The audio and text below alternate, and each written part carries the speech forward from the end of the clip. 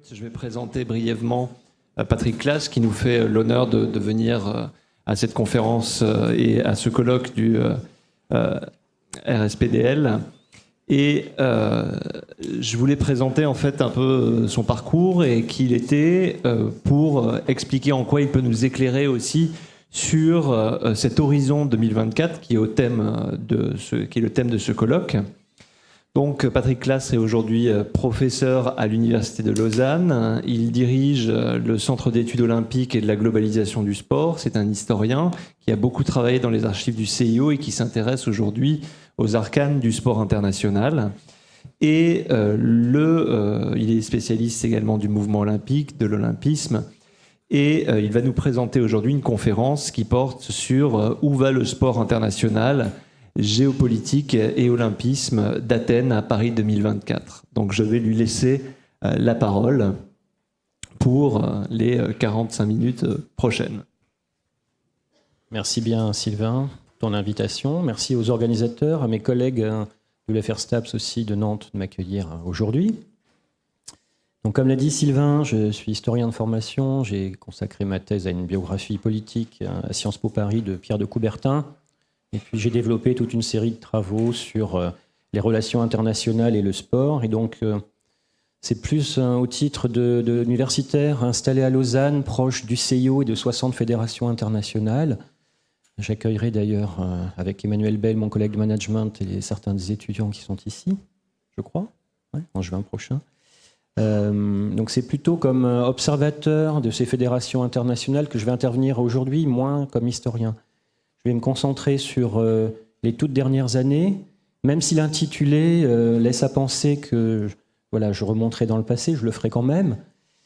L'intitulé aussi nous donne à croire que le noyau central, le nexus, comme disent les spécialistes, du sport international serait situé en Europe, en Suisse, entre la France et la Grèce, en gros, France, Suisse et Grèce.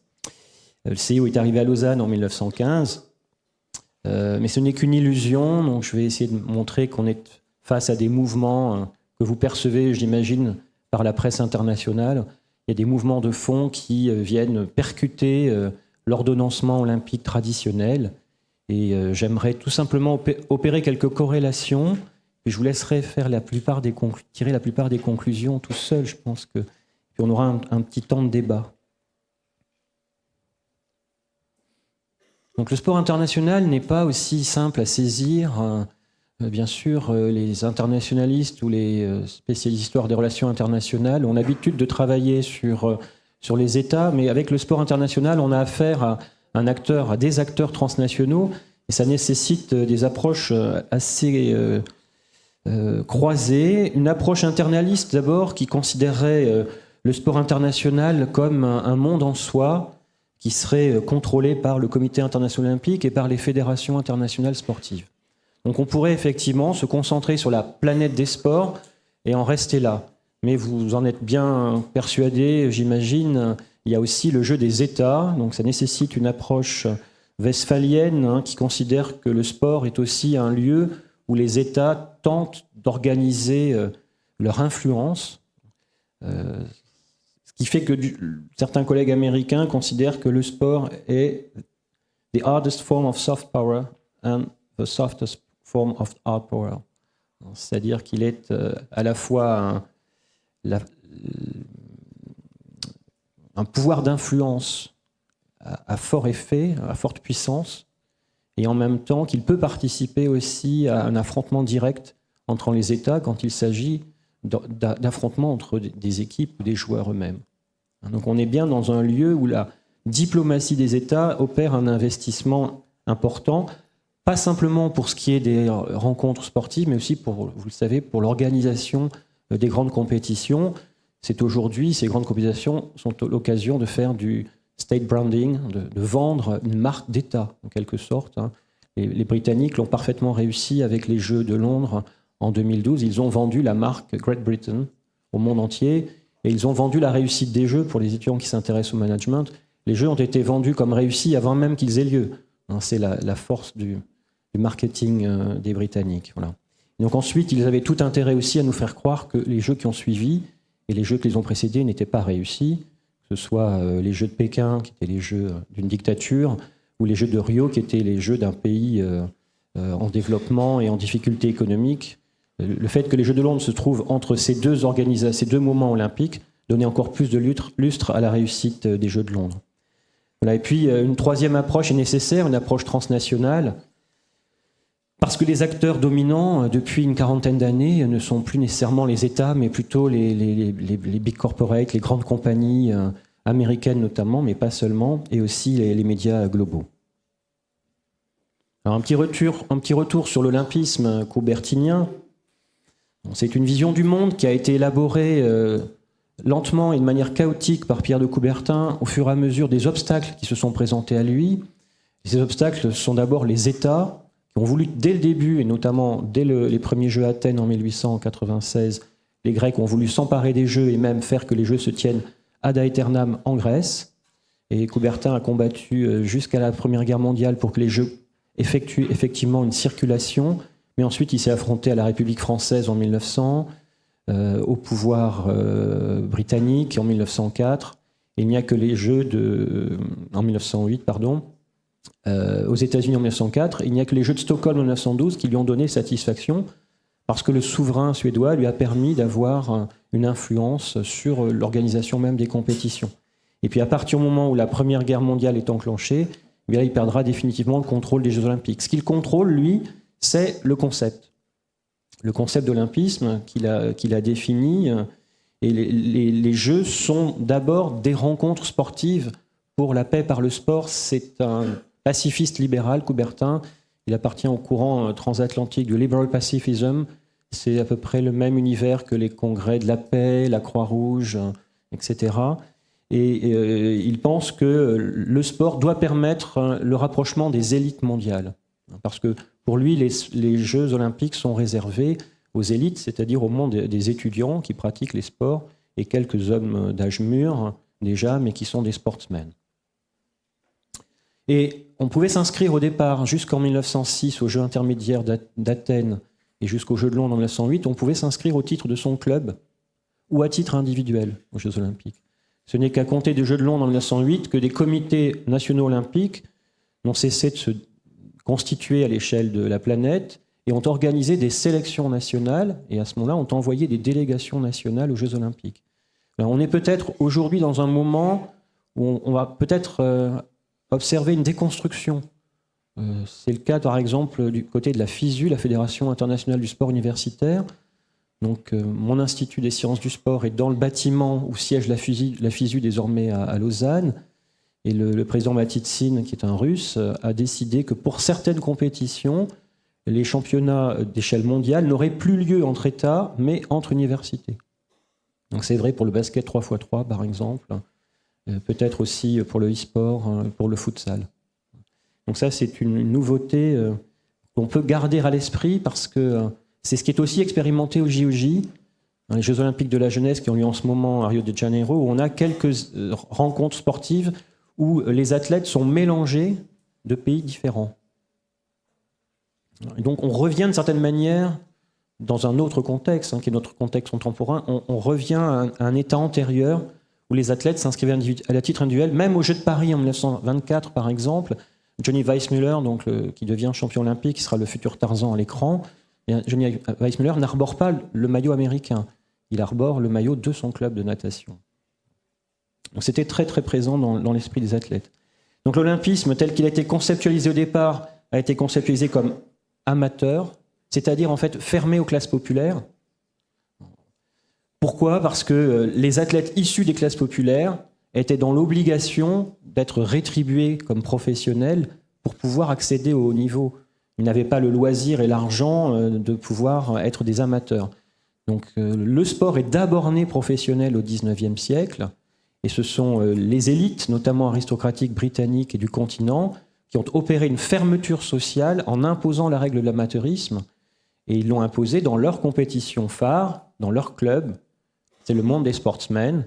Et aux Jeux olympiques, Coubertin a repris, lui qui appartient à l'aristocratie parisienne, il a repris, en adepte du sport anglais, il a repris ce concept d'amateurisme et il l'a imposé aux Jeux. Ce qui fait que les Jeux Olympiques sont d'abord nés pour une élite avant d'être socialement ouverts. Et Coubertin lui-même n'imagine pas que les ouvriers puissent pratiquer les sports avant 1910. C'est seulement à compter de 1910 qu'il écrit un article « Ouvrez les portes du temple », qui signifie qu'il vaut mieux accueillir les ouvriers dans les clubs de l'élite plutôt que de les laisser se constituer en clubs ouvriers et socialistes, comme c'est déjà le cas dans une partie de l'Europe. Il est présenté aussi, l'olympisme, comme un transclassiste. C'est l'idée aussi que le sport permet de la réunion de toutes les classes sociales. On est égaux sur la ligne de départ. Et de fait, si on accepte cette définition, eh bien, il devient apolitique. Et c'est souvent comme cela que le sport se présente par rapport aux intrusions du politique, en disant « mais nous, on ne fait pas de politique, je ne pense pas que le cross fasse de la politique ». Un adage, l'adage est bien connu, on ne mélange pas le sport à la politique. C'est un adage qui est né en France dans les années 1920, justement au moment où des politiques municipales sportives se mettent en place et où le pouvoir sportif, en tout cas celui des fédérations majoritaires, a tenté de se protéger de cette intrusion du politique. Et c'est cet adage qui ensuite s'est diffusé, et l'olympisme a contribué aussi à cette idée que le sport était un lieu apolitique. Et enfin, c'est un lieu pacifiste et neutre du point de vue diplomatique, c'est-à-dire que le CIO, il a une procédure de recrutement tout à fait inédite, puisque toutes les fédérations internationales ont des assemblées générales avec des représentants élus du niveau national qui vont élire leur commission exécutive et le président de la fédération internationale. Au CIO, depuis l'origine, on procède par cooptation. Ce qui fait que ce principe de cooptation a contribué à figer l'institution dans son recrutement jusqu'aux années au moins 1980, où on avait un recrutement élitaire. Il a été un petit peu ouvert aujourd'hui, mais ça reste quand même très limité. Masculiniste, parce que Coubertin n'imaginait pas que les Jeux Olympiques, ni même le sport, puissent être proposés aux femmes. Aux femmes, c'est la gymnastique de maintien, d'assouplissement, dans le meilleur des cas. Quelques jeux sportifs, mais qui ne sont pas considérés comme des sports par les sportsmen, comme le tir à l'arc, le golf, le tennis. Et puis, surtout, un masculinisme viriliste, où il s'agit vraiment de fabriquer l'homme nouveau du XXe siècle.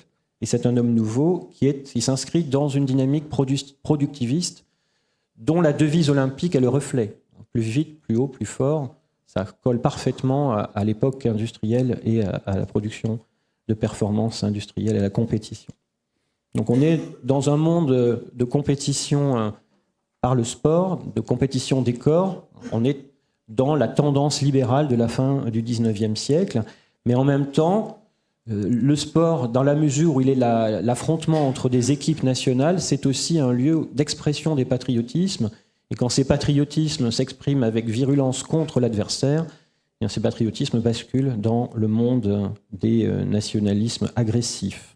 Et c'est pour cela aussi que les Jeux Olympiques et les compétitions internationales ont autant intéressé les pouvoirs d'État, parce qu'ils ont pu investir, et notamment les régimes autoritaires et policiers, ils ont pu investir le sport comme un lieu de représentation de la nation et de projection de la puissance. Enfin, les Jeux Olympiques sont nés dans un univers occidental. Il suffit de regarder le programme, l'offre des compétitions.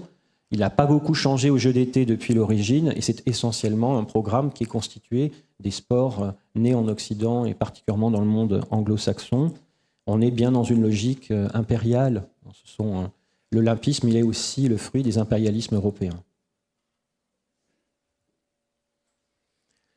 Du fait de la cooptation des membres du CIO jusqu'à aujourd'hui, ces élites ont figé l'organisation autour du principe de l'amateurisme, autour de l'idée d'un pacifisme par le sport.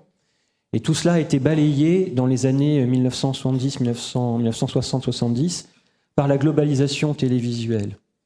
Le CIO a freiné. On dit que le président américain Brundage, au moment des Jeux de Rome en 1960, aurait considéré que la télévision, il n'y avait aucun avenir pour les Jeux Olympiques à la télévision, et que les dollars qui étaient proposés par la télévision italienne pour la retransmission n'avaient aucun intérêt pour le CIO de contractualiser. Et finalement, la mécanique télévisuelle a été beaucoup plus puissante que l'organisation elle-même.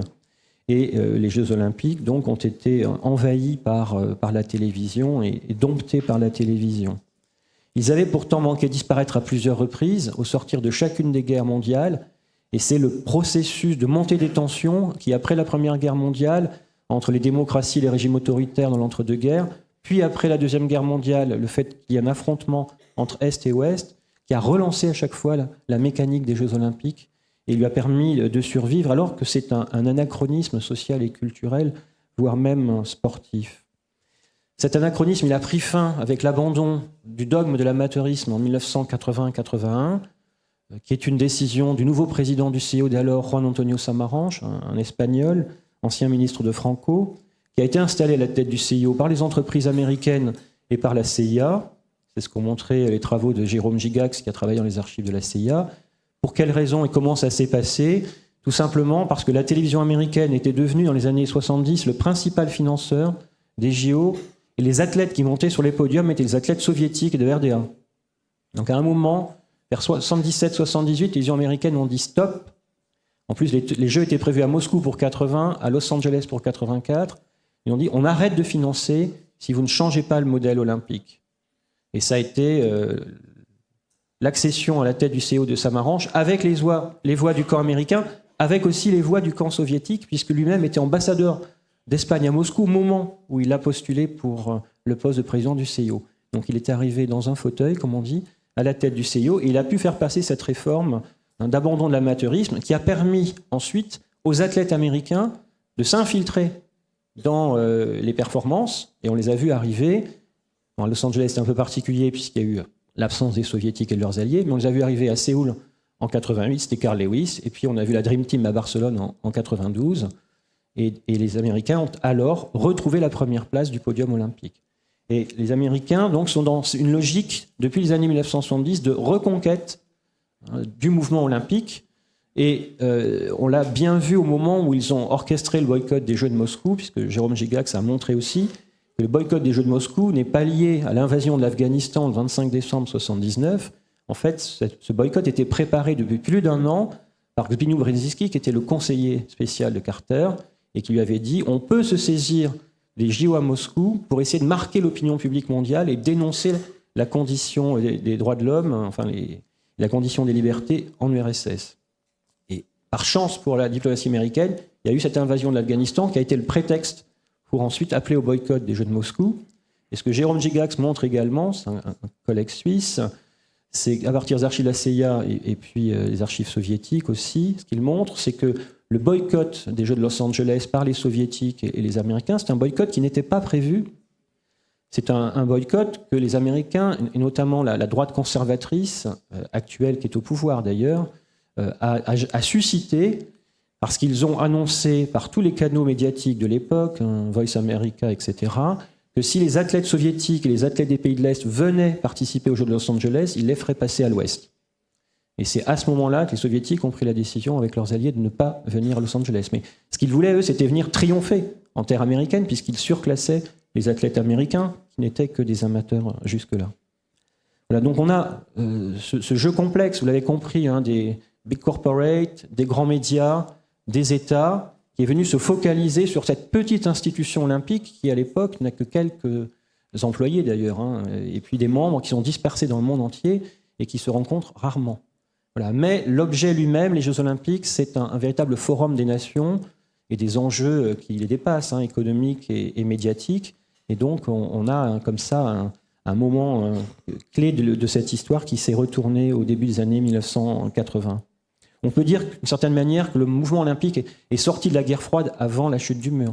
Parce qu'on est dans un monde qui s'est réouvert. Les Jeux de Séoul en 88 sont des jeux auxquels participent les deux camps, Est et Ouest. Et on n'est plus du tout dans une logique de guerre froide. Alors j'avais prévu, une fois ces rappels faits, ou peut-être ces idées neuves que je vous ai proposées sur le passé olympique, j'ai prévu de parler de 6 études de cas. Et puis pour finir par une contre-utopie olympique, un petit peu pour vous provoquer. Donc j'ai parlé de sport à corps, donc des événements qui ont lieu entre 2015 et 2018. Si vous avez suivi le sport international, je pense qu'en lisant quotidiennement Inside the Games, qui est un blog tenu par des journalistes anglo-saxons qui servent les intérêts du Royaume-Uni, mais en même temps qui informent très bien, la France n'est pas capable d'avoir l'équivalent. Le franc-jeu est très loin de ce que Inside the Games est capable de produire. Mais parce que France Jeux ne travaille pas non plus avec l'AFP, enfin ça c'est une autre histoire. Je dirais un petit mot aussi du FIFA Gate, du dopage d'État en Russie, du putsch 2017 à l'AIBA. C'est quand même extraordinaire qu'à l'été 2017 à Lausanne, les membres de la commission exécutive de la Fédération internationale de boxe amateur sont entrés dans les locaux, ont viré tous les personnels et ont pris le pouvoir. C'est comme à l'époque des châteaux forts. À la Fédération internationale de biathlon, vous avez peut-être suivi aussi, on a eu quelques remous. J'évoquerai les nouveaux sports à Tokyo 2020 et puis une petite contre-utopie olympique. Donc je suis peut-être passé inaperçu en 2016, Patrick Baumann, qui est décédé à Rio récemment à 51 ans, qui est regretté par tout le mouvement olympique, est élu président de Sport Accord. Bon, je ne sais pas si Sport Accord vous parle. C'est ce qu'on appelle aujourd'hui GAIFS, et qui existe depuis 1920 en réalité.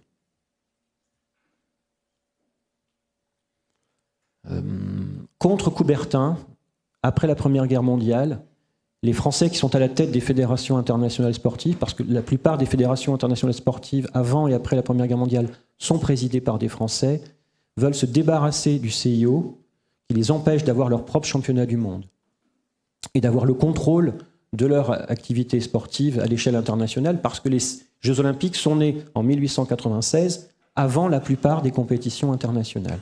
Donc les Jeux Olympiques occupent l'espace international et le CIO organise le contrôle de cet espace. Donc ils veulent desserrer l'étau et ils viennent le contester depuis l'intérieur du CIO, quand ils ont des alliés à l'intérieur, ce qui fait que Coubertin devra, à partir de 1921, accepter la remontée dans le CIO d'une commission exécutive qui ne lui est pas favorable, mais aussi ils vont tenter de s'allier et ils créent en 1920 une assemblée générale des fédérations internationales sportives, AGFIS, qui s'est renommée dans les années 1980 Sport Accord, qui a connu une histoire assez chaotique, mais qui a ressurgi avec son président, l'avant-dernier président, Marius Wieser. Avant lui, c'était le président de l'UCI qui était à la tête de Sport Accord. Marius Wieser, c'est un cadet de l'armée de Ceausescu, qui est devenu citoyen autrichien, qui est propriétaire de casinos sur le lac Balaton, qui s'est fait élire à la présidence de la Fédération internationale de judo, et qui, depuis cette position, s'est fait élire à la tête de Sport Accord. Son projet, c'est un projet de championnat du monde thématique alternatif aux Jeux Olympiques qui aurait lieu dans l'intervalle des Jeux Olympiques d'été. Championnat du monde de sport de combat qui ont connu 2 éditions, notamment à Saint-Pétersbourg. Ça vous donne une idée des alliances de Marius Wieser. Et puis des championnats du monde aussi de sport de plage, où on aurait rassemblé tout ce qui est sport sur l'eau et tout ce qui est sport de plage, type volley de plage, etc. Il proposerait aussi l'adoption d'une licence mondiale qui aurait été imposée à tous les sportifs de la planète, avec un assureur bien évidemment proche de lui, etc. etc. Jusqu'au moment où il a défié Thomas Bach, le président du CIO, dans un discours où il pensait pouvoir bénéficier de l'appui des comités nationaux olympiques et de leur président, le Koweïti Al-Sabah, le cheikh. Et à ce moment-là, la plupart des grandes fédérations internationales sportives ont quitté la Réunion et elles se sont désolidarisées de Marius Wieser, elles sont sorties de Sport Accord et ça l'a poussé finalement à la démission. Et dans la campagne électorale qui a suivi, eh bien, c'est Patrick Baumann, secrétaire général de la FIBA, donc du basket, membre du CIO, qui est devenu le président de Sport Accord. Autrement dit, en 2016, au moment de son élection, eh bien, le CIO parvenait enfin à mettre fin à l'opposition que depuis 1920, les fédérations internationales avaient pu construire contre le CIO. Donc le fait qu'il soit décédé récemment pose à nouveau la question de qui va lui succéder, sachant que son adversaire, c'était une Russe qui était à la tête de la Fédération des sports subaquatiques. Parce que sport à corps, ce ne sont pas seulement les sports olympiques, mais toute une série d'autres sports qui piétinent à l'entrée des Jeux olympiques. Donc aujourd'hui, imaginez que quand vous créez un nouveau sport, puisqu'on crée de toutes pièces aujourd'hui de nouveaux sports, on peut même en faire des marques, type comme le parcours, j'en reparlerai. Vous créez un nouveau sport, vous le faites exister à des échelles nationales, vous vous constituez en fédération internationale, vous voulez devenir un sport olympique parce que ça vous donne une visibilité pour le marketing. Comment vous faites pour entrer aux Jeux olympiques? Il y a un sas d'entrée, c'est sport à corps. Il faut que vous soyez reconnu par sport à corps comme un sport. Et à sport à corps, vous trouvez aussi bien les échecs, le bridge, le sport boule, le motonautisme, toute une série de sports qui sont entrés historiquement dans les décennies précédentes. Mais aujourd'hui, sport à corps est devenu pour le CIO un sas avant de devenir un sport reconnu par le CIO, puis ensuite de pouvoir entrer dans le programme olympique. Mais pour que des sports nouveaux entrent dans le programme olympique, il faut en faire sortir d'autres. Et c'est le problème auquel est confronté le CIO. Il arrive à le régler pour les Jeux olympiques d'hiver, puisque pour les Jeux olympiques d'hiver, c'est assez simple. Il n'y a que les nations les plus riches du monde qui accueillent qui sont partie prenante des sports d'hiver. Mais pour ce qui est des Jeux d'été, c'est beaucoup plus compliqué, parce que là, si vous voulez sortir la lutte, par exemple, ce qui a été tenté, vous vous heurtez à des alliances incroyables qui vont des Balkans jusqu'à l'Asie centrale, c'est l'ancien Empire ottoman, et puis vous avez aussi l'alliance avec la lutte sénégalaise ou avec la lutte aux États-Unis, qui est un sport très populaire aux États-Unis. Donc on avait un pays comme l'Iran qui s'alliait avec les États-Unis pour dénoncer le fait que la lutte allait sortir du programme olympique. Or, si le CIO veut rénover son programme olympique et coller davantage aux nouvelles cultures sportives, notamment urbaines, dans les pays riches, il a besoin de sortir de vieux sports ou de trouver d'autres solutions intermédiaires. Donc une des solutions, c'est de reconnaître de nouveaux sports et puis d'en faire sortir certains. C'est compliqué. Et quand ils sortent, où est-ce qu'ils vont? Ils vont à l'UNESCO. L'UNESCO, c'est un conservatoire de tradition sportive. Donc l'UNESCO, jusqu'alors, arrive à animer des cultures traditionnelles ludiques, ludo-sportives, qui sont en voie de disparition, en quelque sorte. Eh bien, des sports comme la lutte, comme on pourrait prendre l'escrime, je me place à T plus 50 ans, pourrait bien quitter les JO et puis basculer du côté du conservatoire ludo-sportif de l'UNESCO. Pour ce qui est de la FIFA, vous avez suivi, j'imagine, l'épisode dit du FIFA Gate. Bon, je ne fais qu'établir ici quelques corrélations, c'est juste une conjonction de dates, on va dire. D'accord ? Donc c'est un petit rappel. L'arrestation de 7 officiels de la FIFA à Zurich en mai 2015, la justice suisse les a extradés aux États-Unis, ce qui n'est pas évident, parce qu'en général, la justice suisse n'extrade pas pour ce qui relève du sport international, puisque les fédérations internationales et les CIO ont un statut très particulier. Donc comment expliquer que les Suisses aient extradé 7 membres de la FIFA ? Bon, vous avez la réponse à la fin, parce qu'au même moment, ça fait quelques années que le département de la justice, le DOJ, département de la justice américain, fait la chasse aux banques suisses pour toutes les opérations de blanchiment et de corruption qu'elles couvrent en Suisse et ailleurs dans le monde. Or, en janvier et décembre 2016, le DOJ a mis fin au litige fiscal avec les banques suisses. Donc si vous rapprochez cet événement de l'enquête du FBI depuis 2012, de l'arrestation des officiels de la FIFA, de la suspension de Sepp Blatter, l'élection d'Infantino, et puis vous arrivez à l'attribution de la Coupe du Monde aux États-Unis, au Canada, au Mexique, vous voyez un petit peu comment la diplomatie américaine, un peu aussi, par l'intermédiaire de son bras armé qu'est la justice, par l'intermédiaire de ses partenaires aussi commerciaux, peut venir bousculer le jeu de la FIFA et aussi l'État suisse qui est soumis à son pouvoir d'influence. J'en dis pas plus, on pourra en débattre si vous voulez. Autre épisode intéressant, la question du dopage d'État en Russie. Je ne fais aucune révélation, je n'ai pas de relation avec les membres du CIO ni d'autres fédérations internationales. Je suis à proximité géographique seulement. Donc j'observe et je lis ce qui se passe, j'essaie de comprendre. Donc effectivement, quand on a connu... Il n'y a pas de presse sportive d'investigation dans le monde, qu'on soit d'accord, en France ou ailleurs, y compris dans nos démocraties. Les journaux sportifs ne font pas de l'investigation sur le monde sportif. Les investigations, elles sont faites par des journalistes généralistes. Ce sont eux qui sortent les affaires. Et les faux comités d'éthique qui existent à l'intérieur des fédérations internationales, voire nationales, n'ont quasiment aucun impact. Ils se mettent à travailler quand les affaires sont sorties par des journalistes d'investigation qui ne viennent pas du monde sportif. Donc c'est comme ça qu'on a appris le scandale dit de dopage d'État en Russie. Ce n'est pas la question de savoir si c'est l'État russe qui est derrière le doping qui m'intéresse, c'est de savoir comment ça a été géré au niveau géopolitique. Quand l'affaire est sortie dans la presse allemande, l'Agence mondiale antidopage, ou WADA en anglais, s'est emparée de l'affaire et elle est allée percuter en quelque sorte l'État russe et les instances du sport international en leur disant qu'allez-vous faire?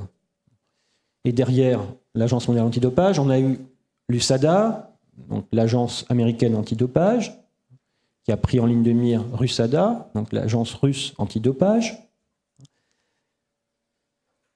Le CIO a joué avec le TAS, donc le tribunal arbitral du sport, ou CAS en anglais, pour essayer de régler un certain nombre de litiges.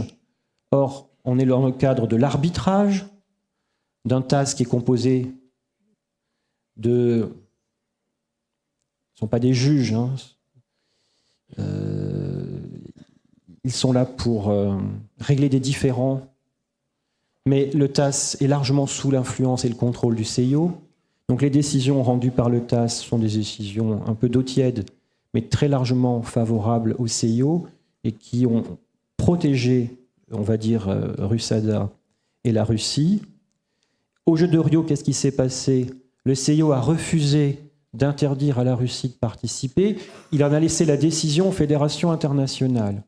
Il y en a une d'entre elles, c'est la Fédération internationale d'athlétisme, qui a décidé d'exclure l'ensemble de l'équipe russe, j'allais dire soviétique.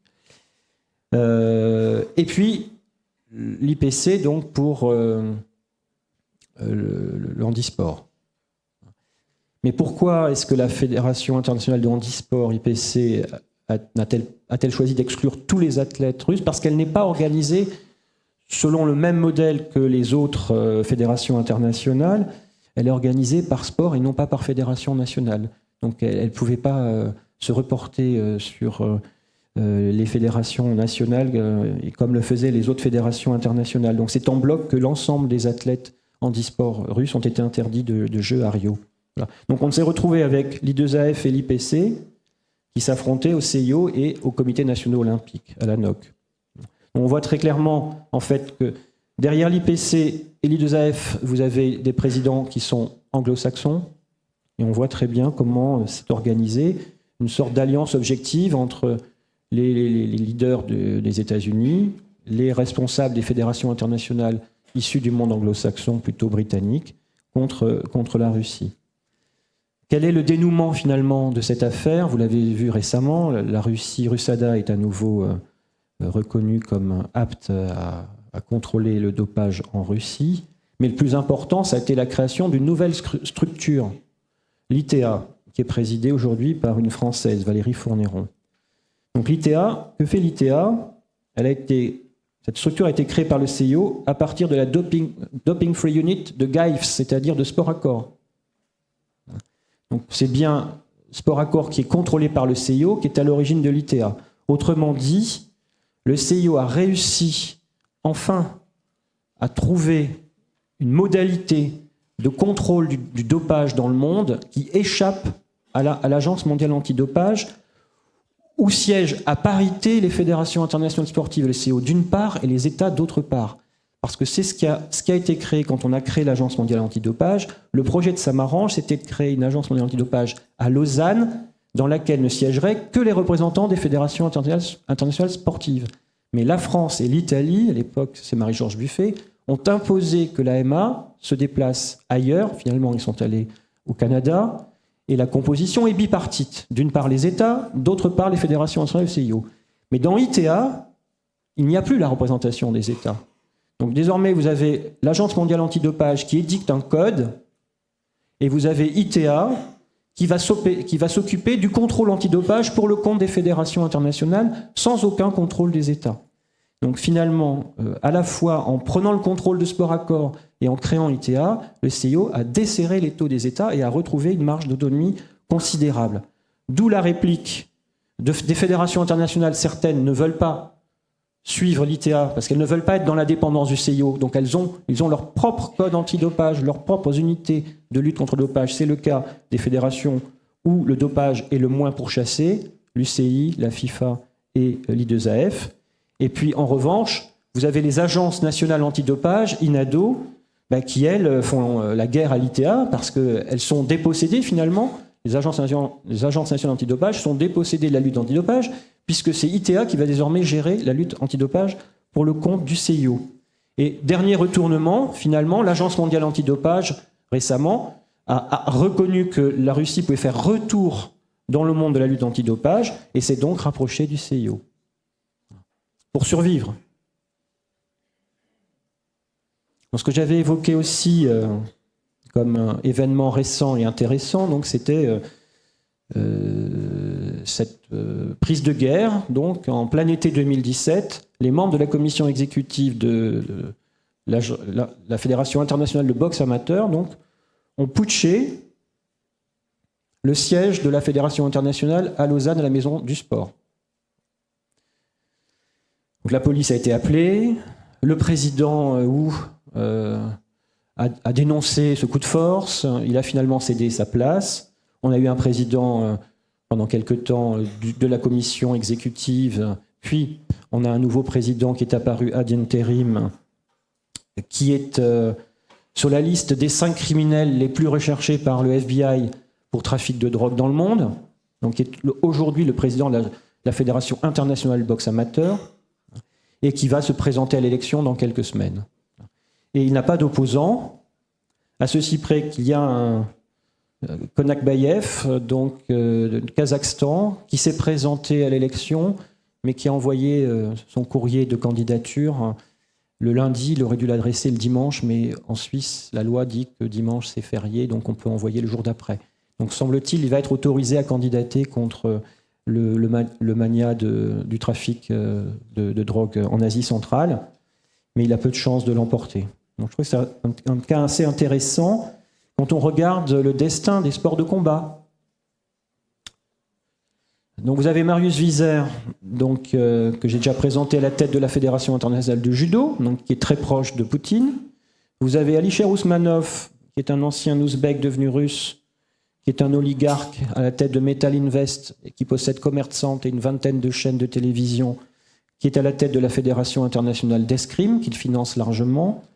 Vous avez Gafour Rakimov, donc l'ouzbek dont je viens de parler, qui est à la tête de la Fédération internationale de boxe amateur. Nenad Lalovic, un Serbe proche de la Russie, qui est à la tête de la Fédération internationale de lutte. Je ne sais pas grand-chose du Coréen, qui est à la tête de la Fédération de taekwondo, mais il a succédé à Kim Moon-young, qui a été mis en prison pour corruption. Et vous avez aujourd'hui, dans quelques semaines, l'élection du nouveau président de la Fédération internationale de tir. Je l'ai mis là parce que ça fait partie de ces sports qui pourraient sortir du programme olympique assez prochainement. Parce que lui, c'est un autre oligarque russe qui contrôle l'industrie de l'armement en Russie. Et il a 2 adversaires, un Italien et un Libanais, qui n'ont aucune chance de l'emporter face à lui. Donc voilà quel est le profil des dirigeants des fédérations internationales de ces sports de combat. Et le CIO est carrément intervenu pour dénoncer la future élection de Gafour Rakimov en disant que s'il était élu, la boxe sortirait du programme olympique. Donc là, on a très clairement, vous voyez comment les fédérations internationales, certaines, sont remontées par les mafias, il faut le dire, sont remontées par le pouvoir russe aussi en partie et ses alliés. Et on a un CIO qui est en position de faiblesse, qui doit gérer ces fédérations internationales, qui a tenté de se débarrasser de la lutte une première fois. Il est possible qu'il pousse dehors la boxe la fois suivante. En fait, la vraie clé pour comprendre ça, elle est dans les paris frauduleux. 400 milliards de dollars sont pariés chaque année, pour 80% localisés en Asie du Sud-Est, et ça porte sur les sports de combat. Et c'est contrôlé Singapour, Hong Kong, Asie centrale, Russie et pays du Golfe. Et ce sont les mêmes qui gravitent à la tête de ces fédérations internationales, qui obtiennent les Coupes du Monde de football, par exemple, ou les Jeux Olympiques. Autre exemple de cette influence russe et de certains pouvoirs d'argent, ce qui s'est produit récemment à la Fédération internationale de biathlon. On avait un Allemand qui présidait, qui a été poussé à la démission pour avoir accepté de l'argent pour couvrir les faits de dopage des Russes. Ça a été révélé par la presse allemande, donc il a été poussé à la démission.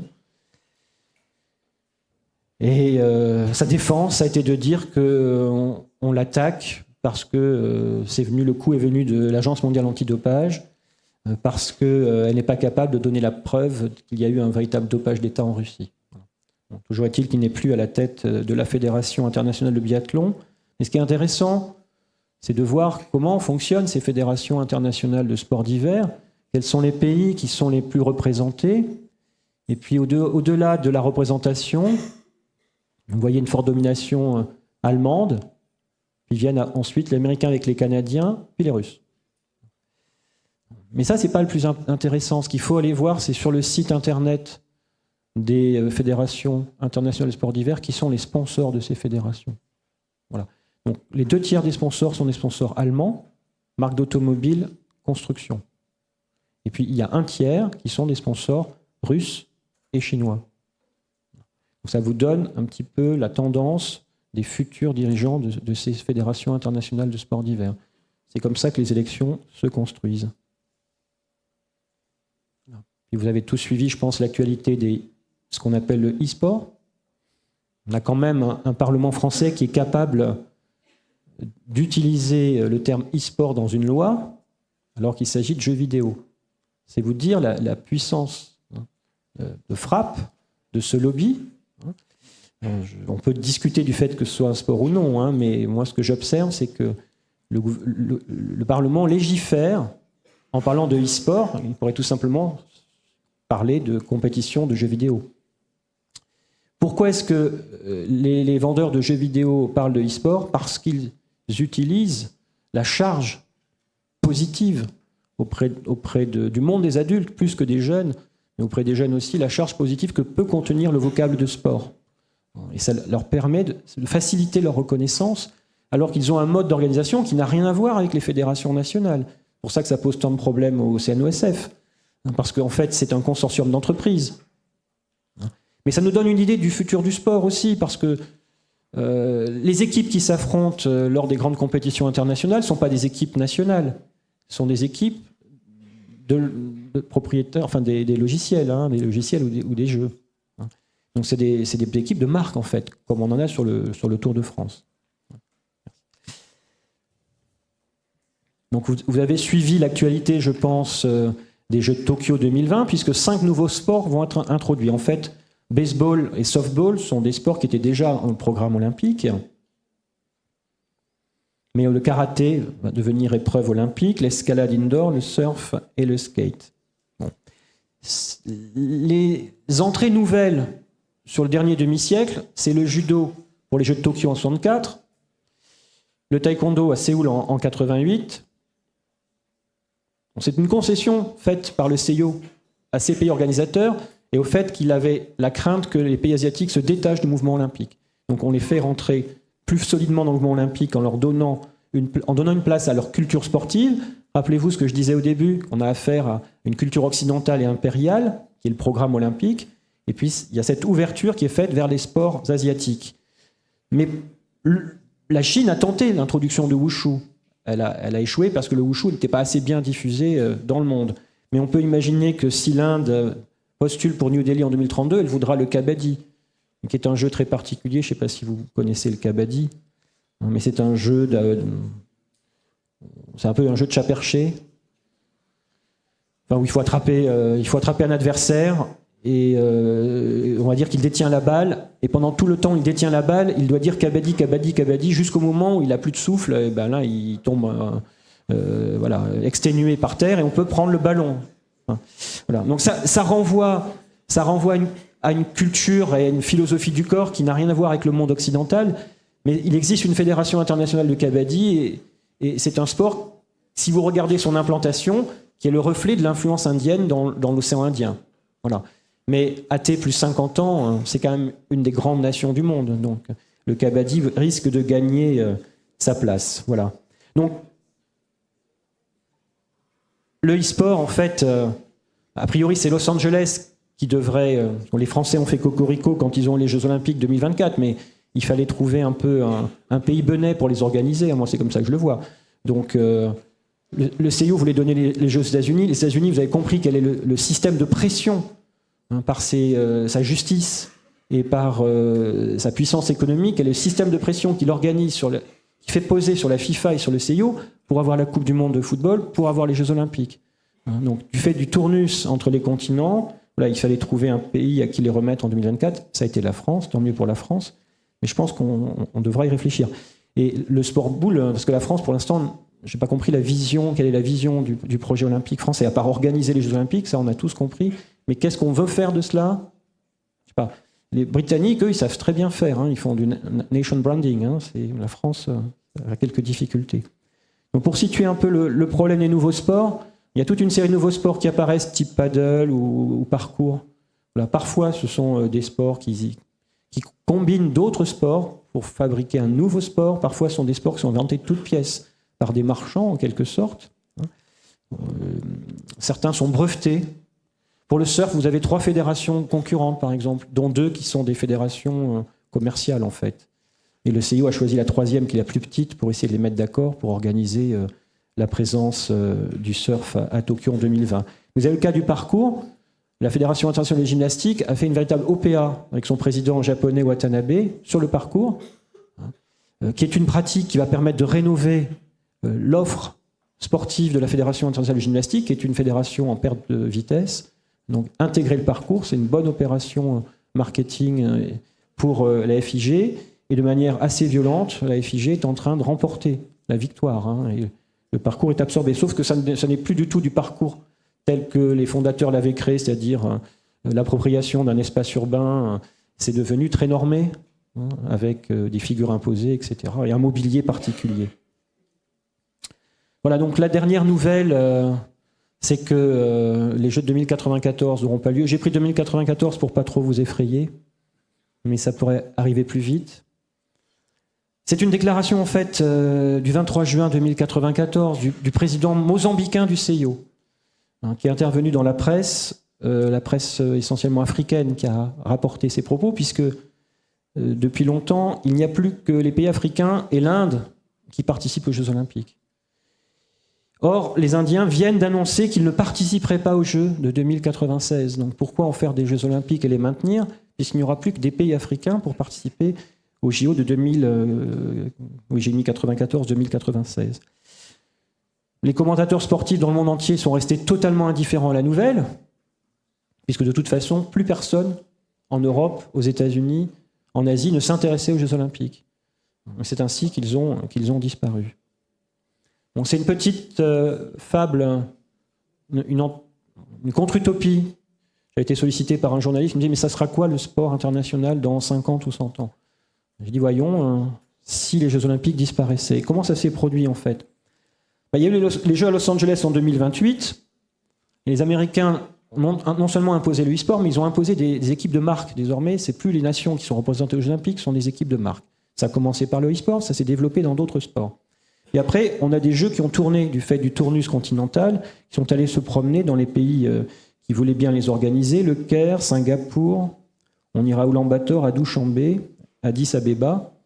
Mais de toute façon, si les Jeux Olympiques circulent dans ces nouveaux pays émergents, c'est parce que les Anglo-Saxons, après les Jeux de Los Angeles, ont pris la décision d'organiser des jeux à eux, les Anglo-Saxon Games, à compter de 2032. Les équipes de marque à Los Angeles, c'est lié au e-sport, bien sûr. Les Jeux de Paris, finalement, ont été les derniers Jeux sous perfusion nationaliste, où les équipes nationales étaient venues s'affronter. Tout a basculé à Los Angeles en 2028. Mais en réalité, il y a d'autres modèles alternatifs au modèle olympique. C'est le modèle des ligues professionnelles qui ont déjà avancé leur position. Parce que quand on se focalise, c'est ce que j'ai fait depuis 40 minutes, 45 minutes, quand on se focalise sur le mouvement olympique, on oublie tout un univers du sport international qui est quasiment aussi puissant, qui est l'univers des ligues professionnelles américaines qui déploient leurs tentacules, en quelque sorte, jusque dans les autres continents. Regardez l'importance de la NBA, par exemple, jusqu'en Chine, au Japon. Donc là, on a un autre modèle qui n'est pas du tout le modèle des fédérations internationales, qui lui est un modèle typiquement européen, des clubs, des fédérations nationales. Non. Pour le sport de haut niveau, on a un autre modèle qui est le modèle des ligues professionnelles américaines qui sont fermées, qui sont des ligues commerciales, qui bafouent les règles de la concurrence puisqu'elles ont un monopole de l'organisation de leurs pratiques sportives de haut niveau. Et ce modèle est en train, petit à petit, de gagner l'Europe. La Champions League de football, quand on regarde la possibilité pour des équipes de remonter dans la Champions League avec les nouveaux règlements, c'est aujourd'hui extrêmement limité.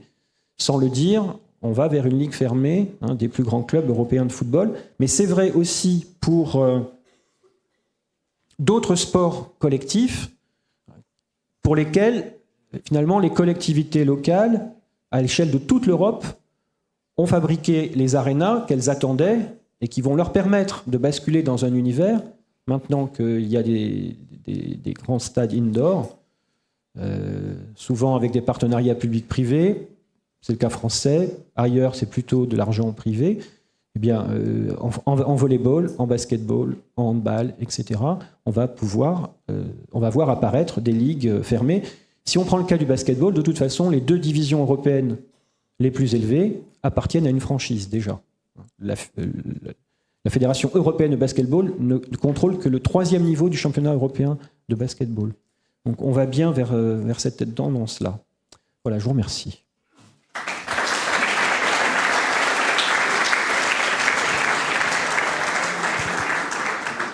Donc, merci pour la conférence. Donc, il nous reste à peu près 8 minutes. Donc, si vous avez des questions, après cette conférence stimulante, on va vous donner la parole.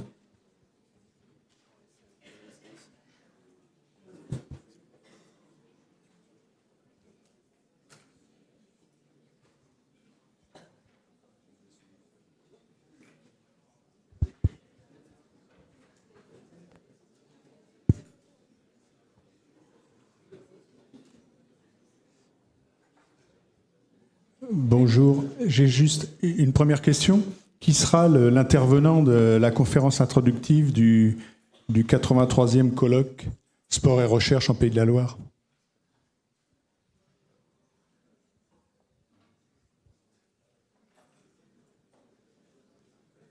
Je vais répondre. Ça ne sera pas un historien en tout cas. Ça sera un spécialiste de marketing, je pense.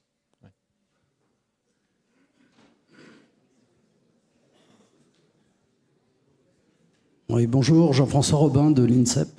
Je suis assez étonné à l'heure actuelle que dans le cadre de la préparation des Jeux Olympiques Paris 2024, on ne voit pas apparaître de contre-pouvoir. Je suis assez étonné qu'effectivement, dans notre pays, pour l'instant, aucune voix ne s'élève contre les Jeux. De votre point de vue, et avec l'analyse que vous venez de faire des contre-pouvoirs, des pouvoirs et contre-pouvoirs, comment vous voyez les choses? En fait, ils existent, les contre-pouvoirs. On ne les a pas vraiment identifiés encore, mais ils existent, ce sont les athlètes eux-mêmes. Regardez ce qui s'est passé en Allemagne, sur la question du dopage notamment. Les athlètes allemands se sont organisés, et aussi dans le monde de l'équitation, je sais que les athlètes se sont réunis du meilleur niveau mondial. Ils utilisent les réseaux sociaux aujourd'hui pour contester le fonctionnement des fédérations internationales. Ce que je n'ai pas dit, c'est que je suis très admiratif du travail des bénévoles des clubs. Je suis fils d'un président de club et j'ai moi-même été investi. Donc, on est dans un autre univers.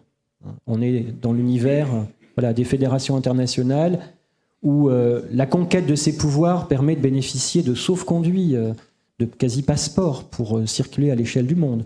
On n'est pas dans l'univers des bénévoles, des DOS, des CROSS, des clubs, etc. On a basculé dans toute autre chose. Voilà. Et les seuls contre-pouvoirs aujourd'hui qui peuvent être élaborés sont du côté des athlètes. Or, les athlètes, ils sont pris dans des logiques de concurrence entre eux tellement fortes qu'ils ont du mal à se solidariser. Voilà, les athlètes allemands l'ont esquissé et leur voix a été portée quand même dans l'Agence mondiale antidopage.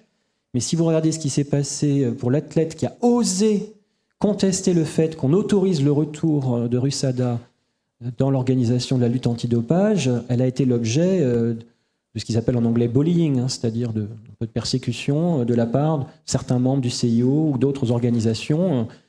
Et la commission des athlètes du CIO, c'est une commission qui est aux ordres du CIO. Et il est possible que il y a une telle volatilité aussi de la carrière. Donc les athlètes, ils sont là pour quelque temps. Voilà, ceux qui arrivent à peu près à prendre du recul, ce qui est extrêmement compliqué, ont du mal à s'investir dans la durée. Et puis ensuite, leur moment de gloire sportive est passé, ils ne sont plus vraiment entendus. Et ce ne sont pas eux qui sont nécessairement représentés au sein du CIO. Mais c'est d'eux que pourrait venir effectivement la contestation. Après, le jeu des élections vers les fédérations nationales, fédérations nationales fait qu'il y a une cascade des allégeances. Moi, je vous parle très clairement. Hein. Il y a une cascade des allégeances qui fait qu'à l'intérieur des fédérations nationales, on n'arrive pas à imposer quoi que ce soit aux fédérations internationales parce que on attend un poste comme vice-président, etc. Du carriérisme, on peut comprendre. Mais ça veut dire que le système est complètement verrouillé et bloqué à ce niveau-là. Donc les seuls aujourd'hui qui peuvent porter une contestation sont les athlètes. Et en tout cas, pas les universitaires. C'est pas notre rôle. On regarde ce qui se passe, mais...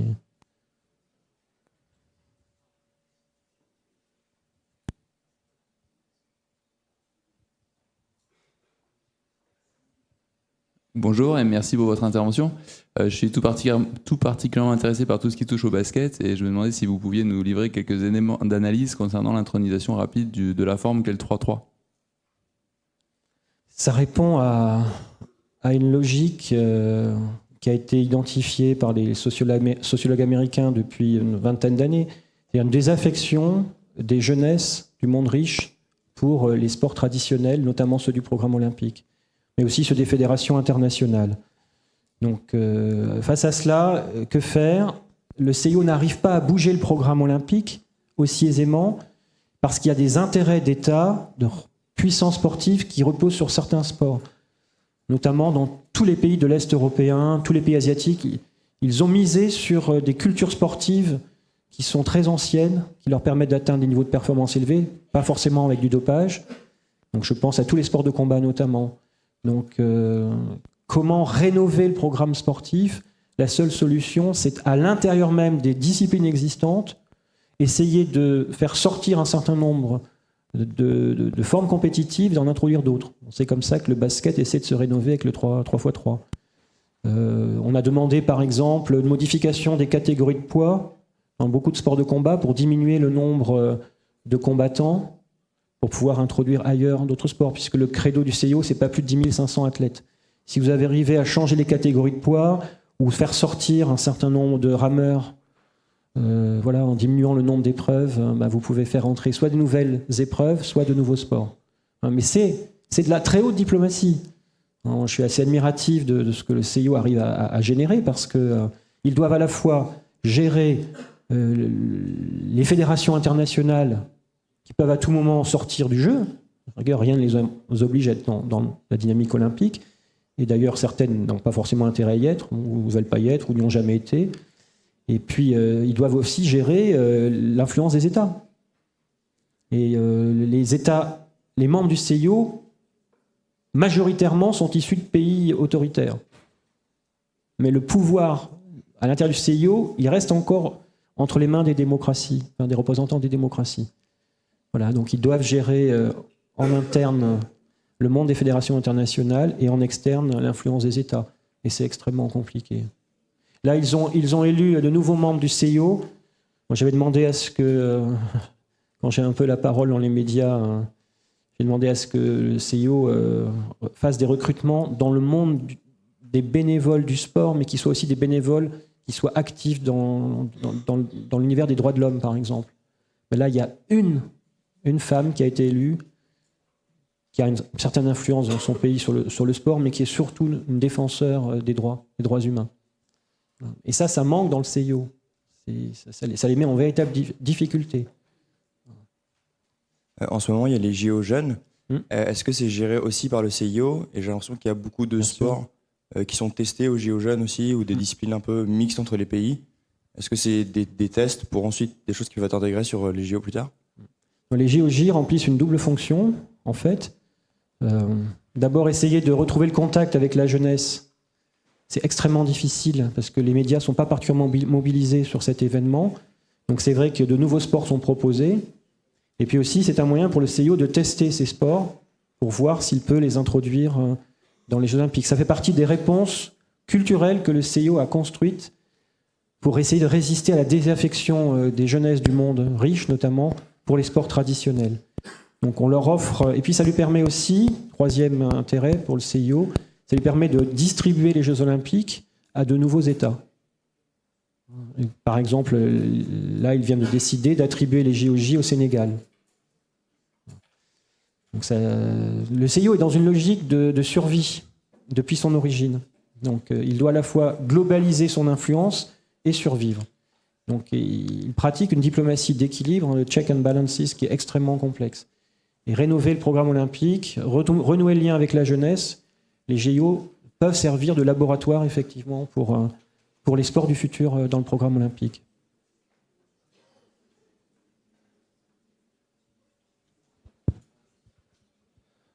On va peut-être prendre encore une question, s'il y en a une.